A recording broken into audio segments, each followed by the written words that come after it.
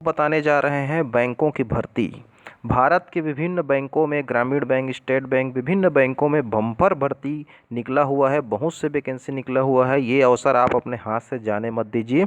Institute of banking personal selection committee द्वारा यह परीक्षा आयोजित की जाती है, जिसके माध्यम से विभिन्न बैंकों में भर्ती की जाती है परीक्षा लेकर के। चलिए हम आपको बताने जा रहे हैं कि किस तरह से इसकी वैकेंसी है, कब क्या डेट है, क्या योग्यता है।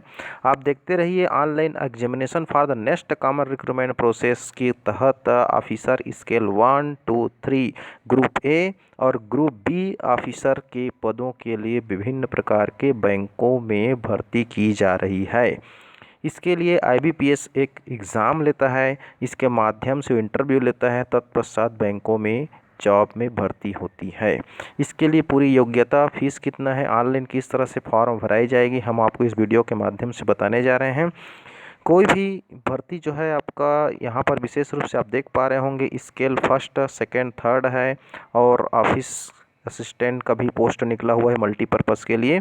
ग्रुप ए और ग्रुप बी की भर्ती होने जा रही है।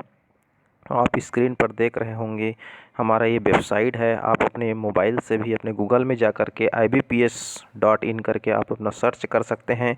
इस वेबसाइट के माध्यम से आप पूरे वैकेंसी की जानकारी हासिल कर सकते हैं। यहाँ पर आप देखते जाइए इसमें कौन कौन सी बैंकों ने अपनी कौन कौन सी माध्यम से वैकेंसी निकाला हुआ है।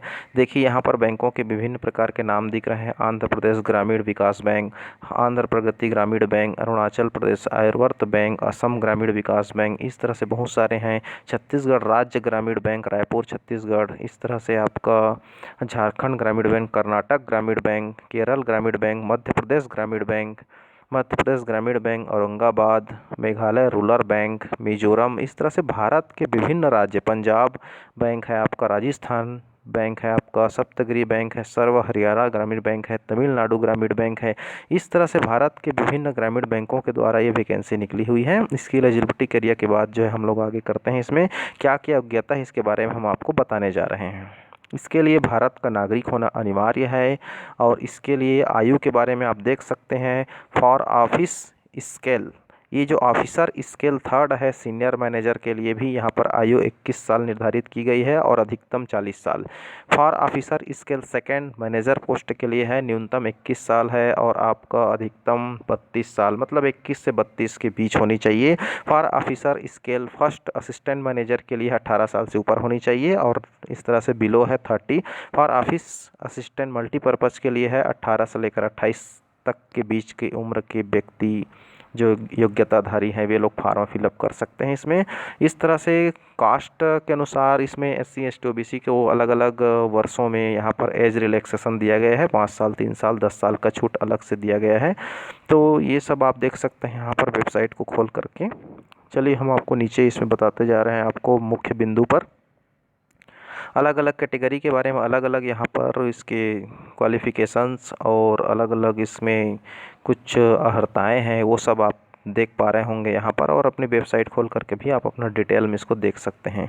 चलिए इसमें हम सार बात आपको बताने जा रहे हैं। इसमें पर्सनल डिसेबल्ड के लिए भी बहुत ही अच्छा सुनहरा अवसर है। जो लोग एक्स सर्विसमैन हैं उनके लिए भी सुनहरा अवसर है। जो लोग आर्मी वगैरह रिटायर पर्सन है उसके लिए भी सुनहरा अवसर है। इस तरह से वैकेंसी उनके लिए बहुत फ़ायदेमंद रहेगी। एग्ज़ाम दिला करके वो अपनी जॉब हासिल कर सकते हैं।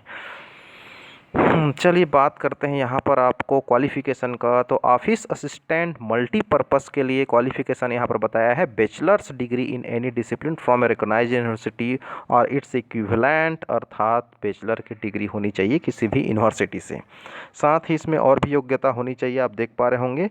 ऑफिसर स्केल 1 असिस्टेंट मैनेजर के लिए भी बैचलर डिग्री यहाँ पर मांगा गया है और officer scale 2 general banking officer के लिए भी यहाँ पर बैचलर डिग्री मांगा गया है, साथ ही 50% होनी चाहिए।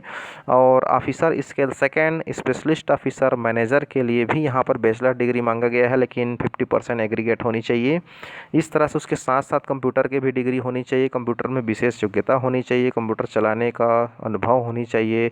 जिस तरह से यहाँ पर मैनेजर पोस्ट के लिए मांगा गया है सर्टिफिकेट आपका ASP, PHP, C++, जावा, VB, BC, OCP आदि का ज्ञान होना चाहिए और साथ में अकाउंटेंसी का भी ज्ञान होनी चाहिए। तब कहीं जा कर के बैंक की योग्यता आप रखते हैं। Officer scale 3rd senior manager के लिए भी यहाँ पर अलग से बैचलर डिग्री मांगा गया है और 50% एग्रीगेट होनी चाहिए और साथ ही कंप्यूटर का ज्ञान होनी चाहिए। ऑफिस मैनेजमेंट, लॉ, इकोनॉमिक्स वगैरह के बारे में भी जानकारी होनी चाहिए। चलिए आगे आपको ले चलते हैं। यहाँ पर नीचे वेबसाइट में कितना फ़ीस है इस एप्लीकेशन का। ये एप्लीकेशन आप ऑनलाइन ही डालेंगे IBPS के थ्रू, और यहाँ पर बता रहे हैं 175 रुपये मात्र है। SC ST और पोस्ट विथ आपको ब्लाइंड डिसेबल्ड के लिए है, दिव्यांग लोगों के लिए है, और अदर के लिए 850 रुपया। ऑफिस असिस्टेंट मल्टीपर्पज़ के लिए बात करें तो 175 रुपये है SC ST PWBD के लिए, और 850 रुपये है अदर कैटेगरी के लिए। इस तरह से एग्जामिनेशन का यहाँ पर किस तरह से एग्ज़ाम में आएगा आप देख लीजिए। प्री एग्ज़ाम होगा इसका। सबसे पहले ऑफिस असिस्टेंट मल्टीपर्पज़ के लिए रीजनिंग होगा, न्यूमेरिकल होगा, 40 नंबर का दोनों होगा। इस तरह से टोटल 80 नंबर का होगा। और ऑफिस स्केल फर्स्ट के लिए रीजनिंग और क्वांटिटेटिव एप्टीट्यूड का एग्ज़ाम होगा। उसके लिए मेन एग्ज़ाम फिर आप दिलाएंगे। इसमें रीजनिंग आएगा, कंप्यूटर नॉलेज आएगा, जनरल अवेयरनेस आएगा, इंग्लिश लैंग्वेज आनी चाहिए, हिंदी लैंग्वेज आनी चाहिए, न्यूमेरिकल एबिलिटी वगैरह का भी ज्ञान रखना चाहिए। कुल मिलाकर के आपको बहुत ज़्यादा मेहनत भी करना पड़ेगा इसके लिए, तब कहीं जा कर के आप IBPS एग्ज़ाम फाइट कर पाएंगे।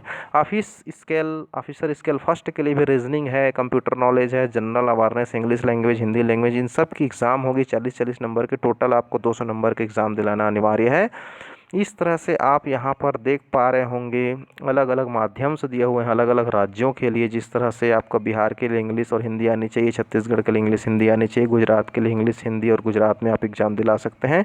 इस तरह से जम्मू और कश्मीर के इंग्लिश हिंदी और उर्दू में आप एग्ज़ाम दिला सकते हैं। इस तरह से अलग अलग राज्यों के लिए यहाँ पर कर्नाटक के लिए कन्नाडा एंड कोणार्क में भी आप एग्ज़ाम दिला सकते हैं। अलग अलग राज्यों के अलग अलग भाषाओं के आधार पर वो अपना एग्ज़ाम दिला सकते हैं।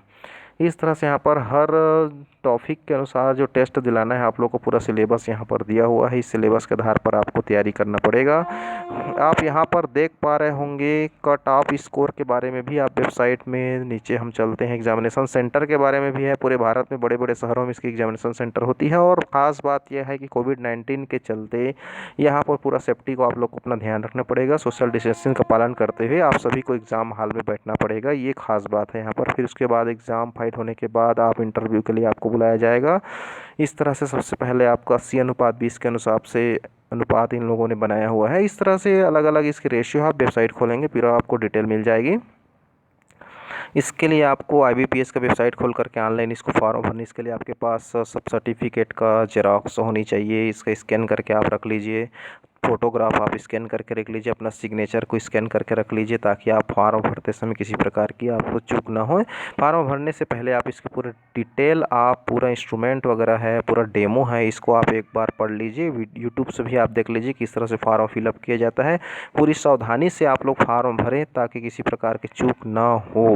फॉर्म भरने से पहले आपके पास फ़ोटोग्राफ होनी चाहिए, सिग्नेचर होनी चाहिए, लेफ्ट थंब इम्प्रेशन, आपका अंगूठे का निशान होनी चाहिए, आपके हैंड राइटिंग्स होनी चाहिए, कैपिटल लेटर स्मॉल लेटर के साथ आपका सिग्नेचर वगैरह भी होनी चाहिए। यहाँ पर बोल दिया स्पष्ट, सिग्नेचर में कैपिटल लेटर नहीं चलेगा, मतलब आप अपना स्पेशल सिग्नेचर बना करके अभी से रख लीजिए।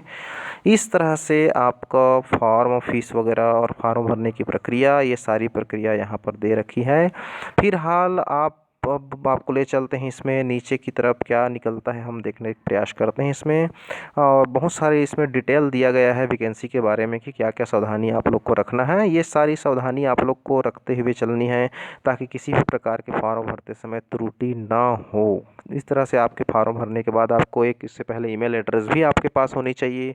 ईमेल के माध्यम से आपके पास कॉल लेटर भी आती है। हालांकि आपको बीच बीच में अपनी वेबसाइट खोल करके चेक करते रहना है।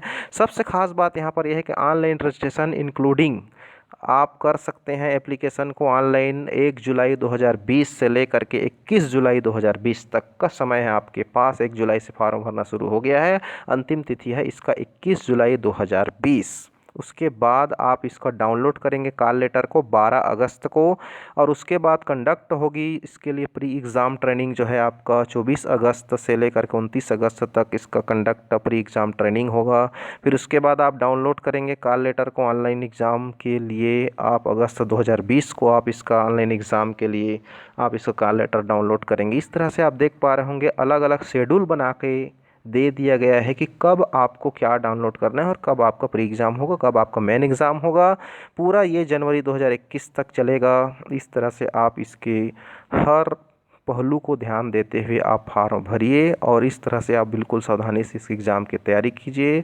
बेस्ट ऑफ लक, आपका सिलेक्शन अवश्य होगा। तो ये भर्ती अभी निकला हुआ है, अवसर आप हाथ से बिल्कुल जाने ना दीजिए। बैंक भर्ती की अगर आप तैयारी कर रहे होंगे, आपकी पकड़ है रीजनिंग में, गणित में, साइंस में और जीके में, और इस तरह से आपको इंग्लिश का नॉलेज है और आपके पास थोड़ा सा टेक्निकल नॉलेज है, तो आप अवश्य जॉब हासिल कर पाते हैं। और हमारी शुभकामनाएं हैं। इस तरह से अपडेट पाने के लिए आप हमारे चैनल को सब्सक्राइब करें, लाइक करें, शेयर करें। जब भी कोई भर्ती निकलती है, जब भी कोई गवर्नमेंट की नई सूचना निकलती है, हम आपको अपडेट कराते रहेंगे, इसलिए आप हमारा चैनल को सब्सक्राइब अवश्य करें। थैंक यू, धन्यवाद। आप सभी को शुभकामनाएं। Best of luck.